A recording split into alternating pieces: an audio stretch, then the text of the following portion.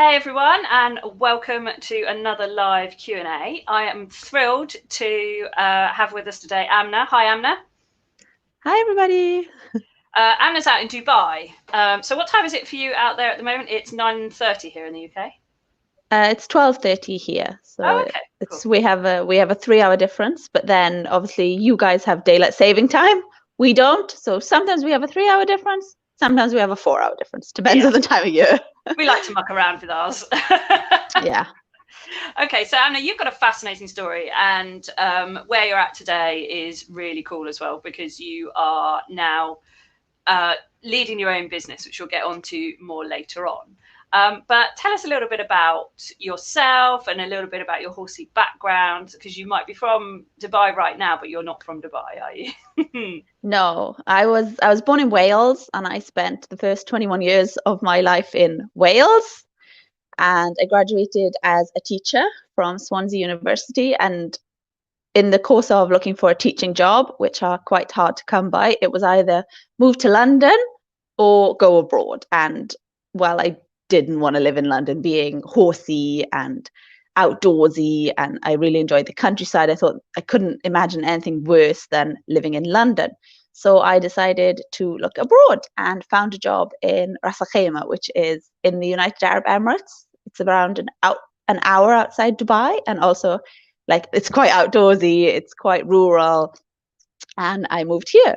I intended to stay only for 1 year, and here I am 9 years later. Cool. So you went out there to teach English, is that right? Yes. So I, Cool. I looked for a teaching job in the UK, couldn't find one, and decided that I was going to go to Dubai instead. Gosh, so from Swansea to Dubai, that's quite a leap. Yeah, it was a big change in the beginning, but when I came here, I loved it and I thought it was the best thing ever and decided to stay. And then obviously I met my husband a few years later, and then we had kids and everything, and life goes on, and now this is my home, and I wouldn't consider anywhere else home. So, I mean, tell us a little bit then about your horsey background, because you met your husband through competing out there. It wasn't anything to do with the teaching, was it? So, tell us a bit about your Welsh horsey background that then changed when you were in Dubai. So I started riding when I was 10 years old, and I started doing mounted games. So I did that for around 5 years, and I won the Royal Welsh with my team in 2015. And then 15 is the upper age limit for mounted games. So I moved on to eventing. And then when I came to Dubai, the eventing scene is obviously very small, kind of non-existent. We have only 2 venues in the entire country. So I kind of just got pushed into show jumping. And my husband is a show jumper. He's an international show jumper. He's competed on Nations Cup teams. And I was at a show one day and he was there and spotted each other, and the rest is history, as they say. Lovely. So you did try. You say you tried endurance. You tried a couple of bits and pieces while you were out there, but settled on show jumping. Yeah, because endurance is very, very big here. Obviously, Sheikh Mohammed, he has a big endurance team and he rides and competes himself in endurance. So it's quite popular here. However, and I did do it and I competed, the 40, the 80 qualifiers and eventually 120 kilometers. But for me, coming from like mounted games and eventing, like the endurance was just a bit too mellow. It's 40 kilometers just of cantering around a big loop in the desert. It wasn't quite thrilling enough for me. So you're a bit of a thrill seeker then, are you? A bit you like the adrenaline aside, because you could have taken up dressage, could you not? Or is that not really a thing in Dubai? I Well, mean, you I know could people that do you it. could have done dressage, but again, it's not really a thing here either. Like that we I say we Arabs, they tended like the more thrill seeking sports. So endurance, you gallop quite fast through the desert. It's quite, it's fun, but not for me. And then obviously show jumping, going over the big jumps and because here in Dubai, the lowest you can compete at nationally is 1 meter. So they start quite big, and then you go all the way up to the 140s then. And then obviously we have international shows which go up to 160s. Cool. So it's a different scene out there, isn't it? But you've, adjusted, you've found your way of being, and then you've started something new and pretty cool as well, haven't you? Which is the Equination app. So tell us just a little bit about that. Yeah, so in the UAE we are quite small. We don't have a lot of resident people, so we have no resident saddler. We have maybe three dentists, and the Equination app was just, it came about because my husband's obviously a trainer, and he teaches show jumping to a lot of people, and then he'd get a lot of people asking them, oh, my horse is feeling a little stiff, can you recommend a therapist for him or her, or my horse has got this problem, which vet would you recommend, or I would like to take some dressage lessons alongside the jumping, can you tell me which trainer's good? And then you get a lot of people moving into the country looking for stables for their horses when they come. And the same goes when we would go abroad to compete. So we go to France usually every summer. We haven't gone this year because of COVID, but we would usually go to France, and then we travel around Europe, Italy, Spain, Czech, Slovakia. And when we go there, I am trying to search for stables to keep our horses in a different language. And I'm like, and then I have to message this stable, and okay, do you have these facilities? These facilities are essential. And then we no.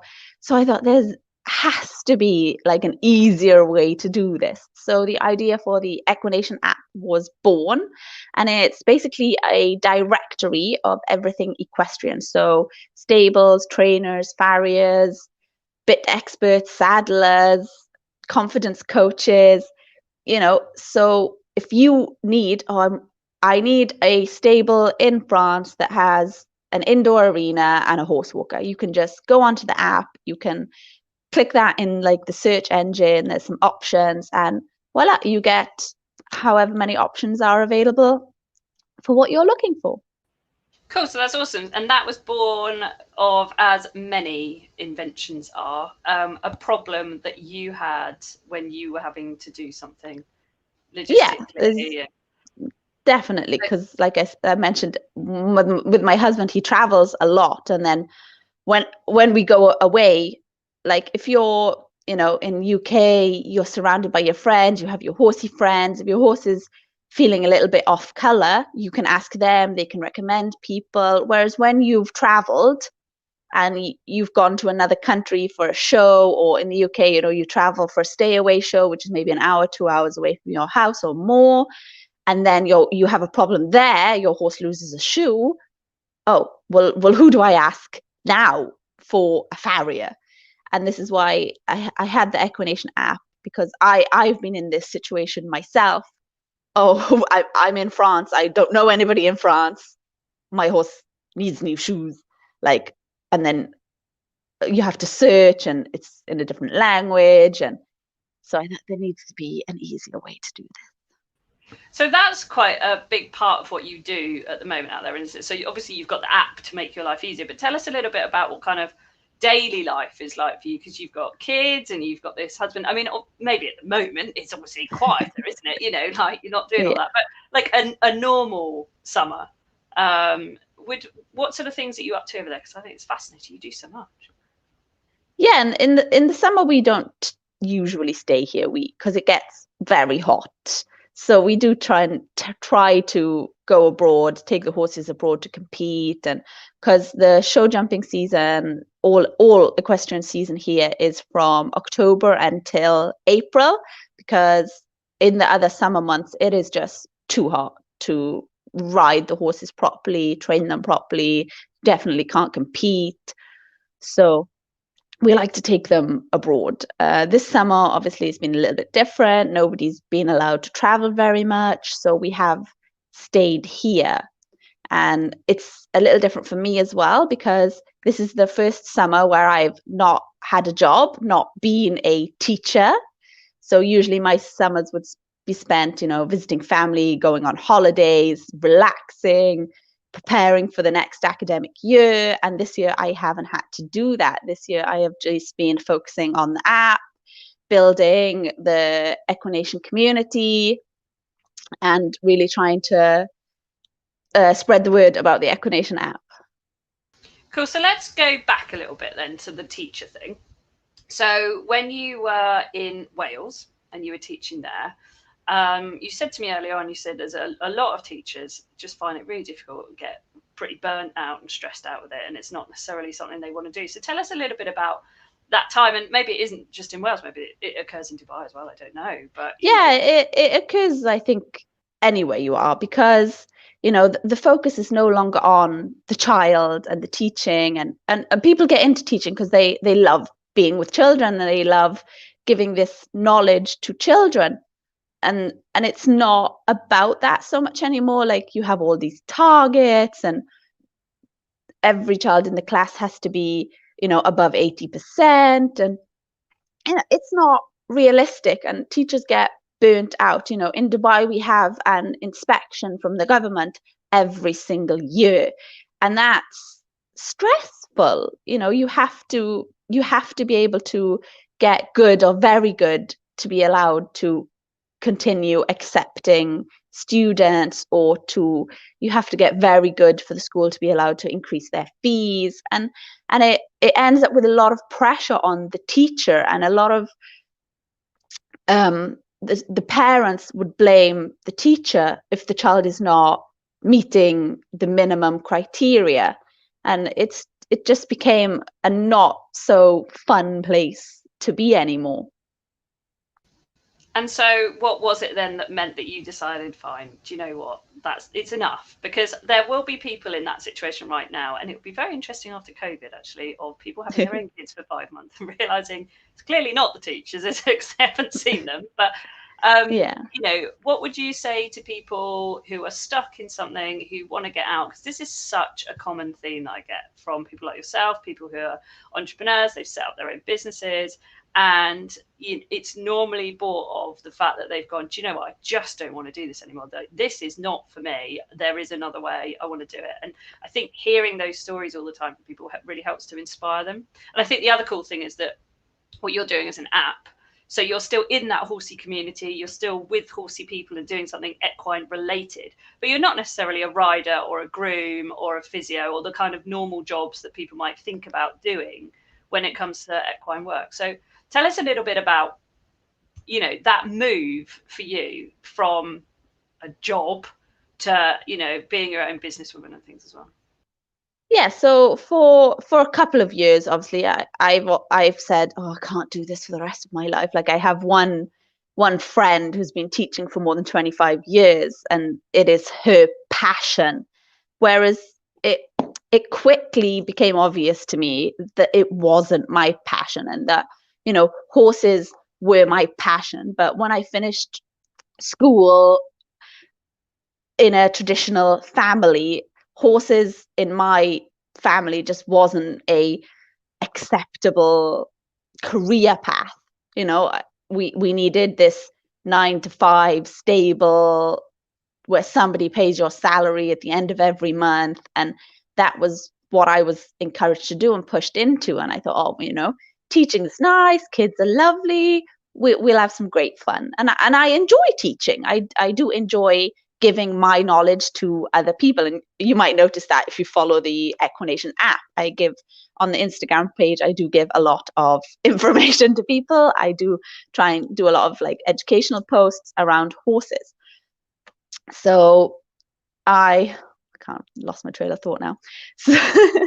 So I got into teaching mainly because it was kind of what I was told to do, and I always knew that I didn't want to do it long term, and it took me 9 years to find something else that I would like to do long term. And obviously I looked at, like you mentioned, the other options. I looked at going to study equine therapy, I looked to study veterinary science, and none of those things are available in Dubai. So I would have had to up sticks, leave my family, go back to UK, start to study all over again. And again, that wasn't really an option for me.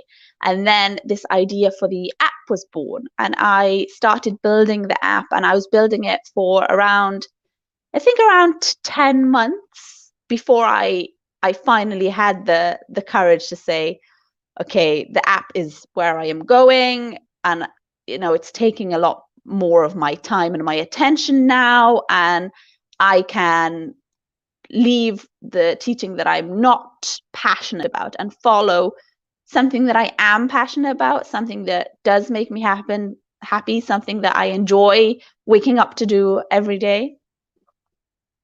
That's cool. And what were kind of the fears, the blockers, the mindset things that stopped you from doing it to begin with? Because, no one just suddenly goes, I'm doing that, and leaps. I mean, okay, maybe a few people do, but I've not come across any yet. I'm sure there are some out there. What kind of things did you have to get over, challenge, some of the beliefs that other people had about what you shouldn't be doing, even, and in Dubai as well, as a woman, that must be something, I don't know, different out there. I don't know enough about that, but I know culturally it's very different, isn't it?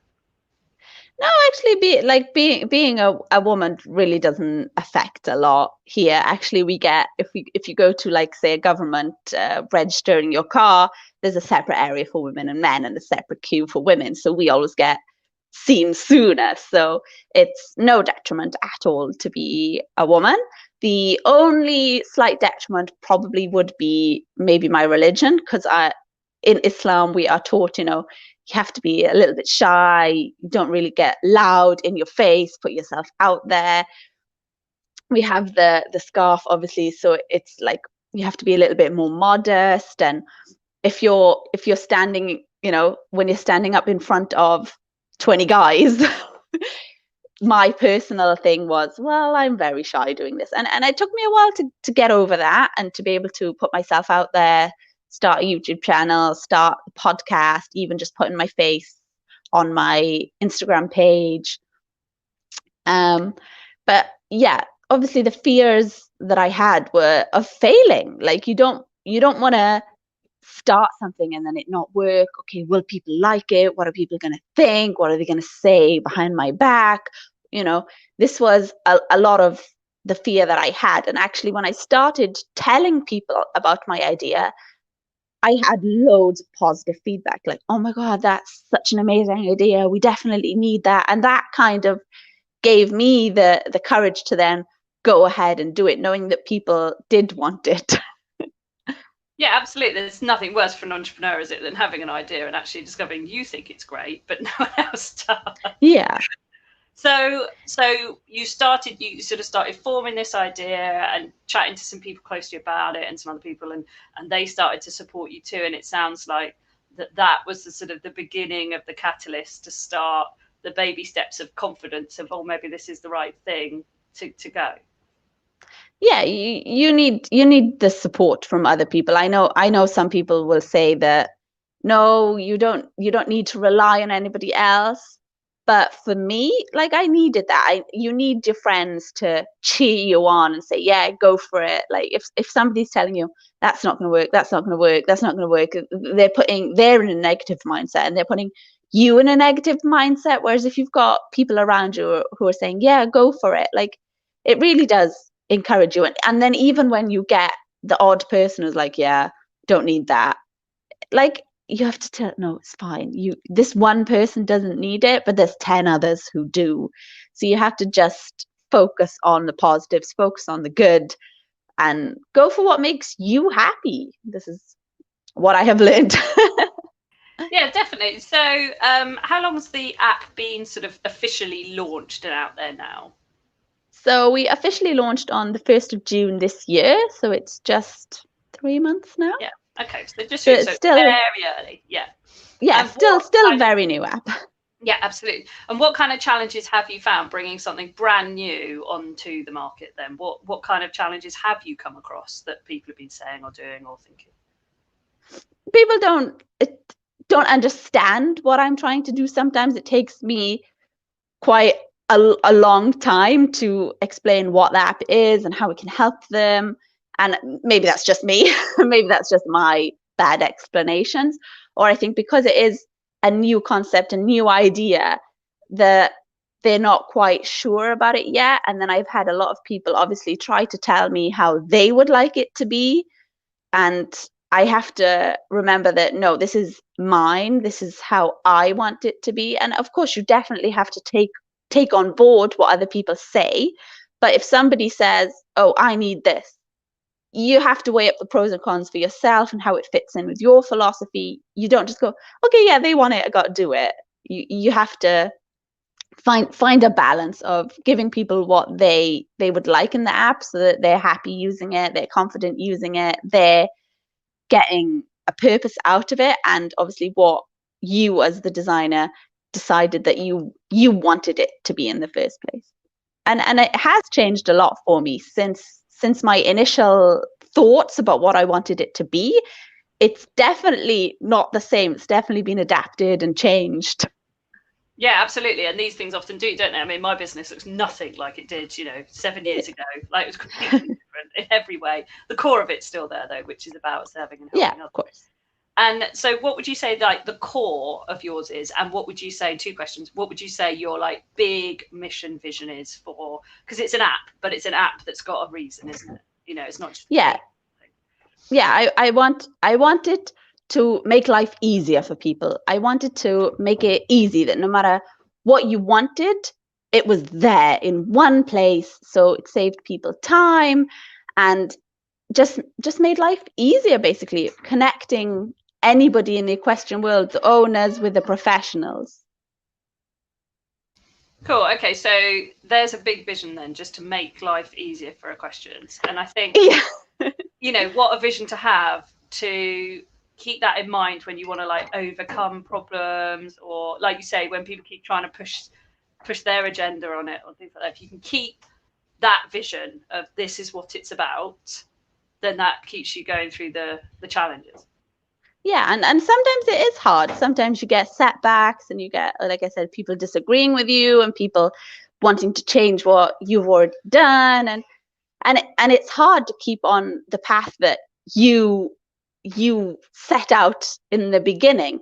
So that's where I find it's really helpful to have those, like, supportive friends and mentors and people who are helping you on your path rather than trying to take you onto theirs. Cool. And so you mentioned mentors then, and this is definitely something every single successful person I've ever come across in their time, in my time of knowing people, is they've always had a mentor or someone they follow that they take guidance from, or a coach or something like that that's helped them. And what way have you kind of done that in your path?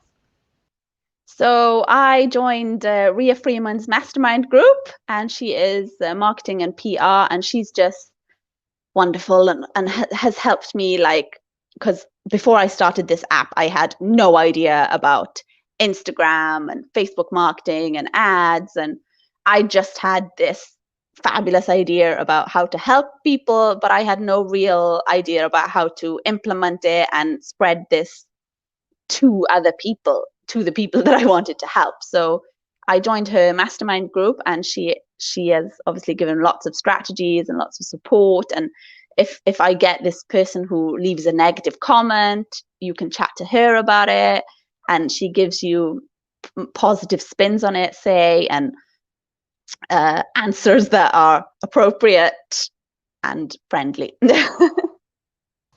And how much do you think you found that has fast tracked it? Because, there's two sides to this sword, isn't there? When you have experienced people who are ahead of you that can give you help and advice, it's always, of course, based on their own experience. And sometimes it's not actually the right thing for you, but sometimes what it really does is helps you fast track and, cut corners that if you'd have learned them yourself the hard way, it would have taken you much longer. And how have you found kind of that, navigating that side of things? It's been interesting, and like I mentioned before with the app, it took me, the app changed a lot from what I wanted it to be in the beginning to what it is now, and that's the same with the social media and the marketing and trying to spread the word about the app. Like when I started, what I was doing was not half of what I'm doing now, and it wasn't done in the same way. And without that guidance from somebody who has been there, has done it, has the knowledge, then I might have got there, I might not have got there, but I definitely wouldn't have got there this quickly. So it has definitely accelerated and given you that wisdom. So it sounds to me like you would be a definite advocate for getting yourself a mentor, a coach, joining a group, being a part of a community, something like that, where they share knowledge, information, and success, and support you as well. Yeah, 100%. Like you need people in your corner cheering for you, because you are going to have some people who are negative, and you ignore those and you go back to the people who are cheering for you. Yeah. And I think that's true in business, in equine, being an equestrian, in many things in life, isn't it? That exact. In fact, that's been the whole theme this week. It's been about teamwork and support.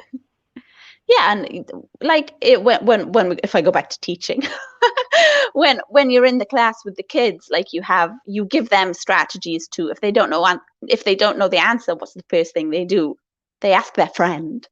They don't come straight away to the teacher. They ask their friends, they ask their peers, they ask the person sitting next to them has already solved the maths equation. Okay, can you tell me how I do it? And then you go up the chain to the teacher eventually. And the teacher is obviously the person who is the expert in the industry. But yeah. Oh, I love that analogy. I think it's so true, isn't it? And I even find that in my groups and my communities that, I don't want to be the I mean, obviously I don't mind being the expert, but I don't want to be the one that everyone comes to. I haven't got enough time if everyone came to me. And but it's lovely when the groups start helping each other out. That's, of course, that's when you've got a community, isn't it? Yeah, and they don't necessarily help each other out with this knowledge that you have, but they help each other out with the emotional support. And if it's a small problem, somebody is new to the group, then a more experienced member of the group can help them, can answer. And then if it's a more difficult problem, they obviously need to come to you, the expert. So there's stages, but if it's a minor problem, then they don't need to be coming all the way to the top to you. They can just ask their friends, and just sometimes it is just moral support, like, yeah, that's the right thing to do. That's all somebody needs to say to us. Yeah, I agree with what you've said. And then and then the person can go away and do it. And I think that just goes to show, doesn't it, that if that's because what ages of children were you teaching? I taught from 3 years until 11 years. Okay, yeah, so some real babies as well as the older guys. Yeah. And that must be inherent. No one teaches them to do that, do they? No one says, go and ask your friend if you need something. So, yeah. So it's clearly like an inherent thing in humans that you go to your peers or your friends or someone for support before you go to the head honcho, before you go to the one at the top and put your hand up and say, oh, I don't know this. So I think that's really interesting, using that analogy of the classroom for how business support or any kind of support actually really works as well. Yeah, and if you have to go and you have to speak on stage, you'd rather go with your friend. You feel a lot more comfortable doing it if you're there with your friend rather than standing there by yourself, all the focus on you. So definitely it helps to have people who really support you. And that's something I think I find a little bit difficult as well, is I am doing this on my own. Like the idea was mine, I implemented it myself, I'm still working by myself, and sometimes it would be nice to have a partner, but on another level, it's nice to have it only your how you want it. You don't have to like kind of compete. If you want it, you put it. If you don't want it, you don't put it. But it is nice to have the outside people going, yes, go for it. Cool. Okay. And what then would you say is the next step or the future, or what's next for you on this journey, do you think? I mean, you might not even know, but what do you think it is?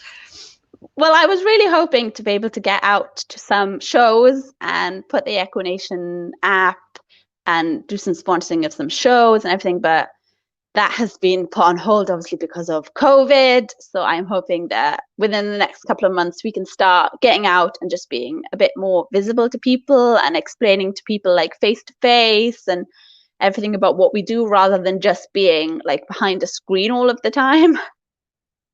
Yeah, definitely. I know what you mean. It's been weird. And have you found in Dubai, what's it been like for you as far as how you've been able to meet people and see people, or has it Well, no, been? we haven't really been able to meet people and see people. The app was supposed to launch in March. That we have a big international horse fair here in March. The app was supposed to launch there. Obviously, that got cancelled, so couldn't do that. And then there was 6 more weeks of shows. They all got cancelled, and then we went into lockdown. You weren't allowed to leave the house at all, except with permission slips. So that happened. And then when the lockdown was lifted, we were already into summer where it's very hot, not a lot goes on here. So that kind of did set the app and set my plans back quite a lot. So hopefully now October we're going to start being able to go to shows more, and I can start getting myself out there a bit. So that's super exciting. So are you going to come over to Europe, do you think, or the UK? I suppose you don't really know with travel at the moment, but is that the plan? Yeah, so my plan is to spend this winter here in the UAE, because this is where everything happens in the winter, and then in January, February we have a lot of international shows here, and then again next summer then go over to the UK, start doing some shows there, and then eventually go into Europe, I hope. So exciting then. And that's going to be obviously two-pronged, isn't it? Partly with your husband and his competition, and then obviously at the same time promoting the app and getting people out there to sign up. Yeah, it's nice to be able to go with him, but if I don't go with him, that's fine as well. Oh, okay. So you will just go now, that's fine. Yeah, because he doesn't tend to come to the UK to compete, to be honest. There's not, by the time you fly the horses there and everything, there's not that many high profile shows that are worth coming for. So he'd rather go to Europe, where it's a lot easier to travel between the countries. Like you can just drive for 4 hours, which he does do to a show, Whereas in the UK you have to worry about the ferry and everything, which is no, I know a lot of people that just disappear out to Europe for a few months doing the circuit and then come back again. Yeah. Cool. Okay, so if anyone wants to know more about the app or find out more about it, what's the best way for them to do that? So we have an Instagram and Facebook page, which is equi.nation, or they can just download the app from the App Store or the Play Store. And it's Equination, so we'll put the link. Equination. Cool. And I tried to make it easy to remember. Yeah, no, that's like great. We're creating a equine nation. Yeah, perfect. And if someone is a coach, a farrier, a livery yard, a groom, anything like that, they can just pop their information on it, or how does that work? Yeah, there is a subscription fee if you are a farrier or list your services, but it's first 2 months are free at the moment, so you can sign up and have a look around and see how you like it. And then everybody else, it is free to download, free to search. Cool. So it's just the professionals that pay a bit of a subscription, and everyone else can look at it and use it and get some benefit from it. Yeah, I hope so. I hope it will help both sides. I hope it will help the professionals to gain more clients, and I hope also it will help the owners to find these professionals easily. And I've learned a lot from doing it. Like I've learned that we have equine Bowen and equine Masterson, and I had no idea that these things existed for your horse. So yeah. so it's great to be able to see what's on there. Like we have an equine treadmill. How can it help your horse?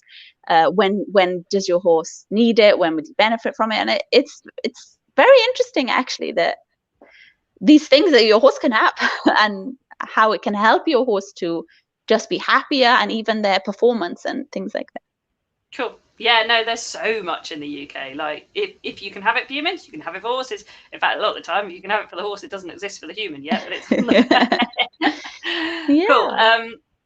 And obviously flying trainers coaching's on there as well. So mindset and things like that. You've got those kind of coaches. And that's another thing.